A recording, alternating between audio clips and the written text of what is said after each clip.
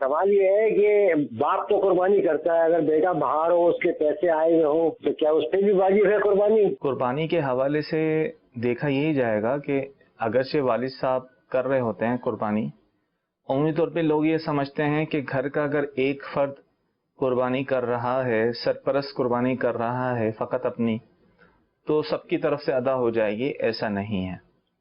اگر اس کی بالغ اولاد میں کوئی خود صاحب نصاب ہے، چاہے وہ اس کے ساتھ رہتا ہے یا الگ رہتا ہے، باہر ملک میں رہتا ہے، اس پر بھی قربانی اگر واجب ہے، یعنی نصاب اتنا ہے، 52.5 تولہ چاندی کے برابر اس کے پاس رقم ہے قربانی کا ایام میں، تو جو ہے اس پر جو ہے قربانی واجب ہوگی. صحیح.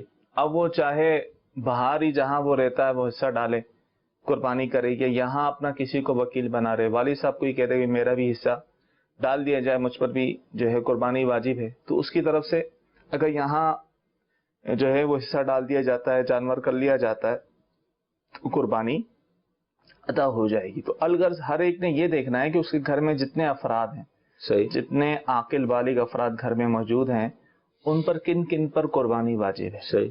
ٹھیک ہے. تو اور عمومی طور پہ سے کئی افراد نکل آتے ہیں جن پر قربانی واجب ہوتی ہے لیکن علم نہیں ہوتا. صحیح.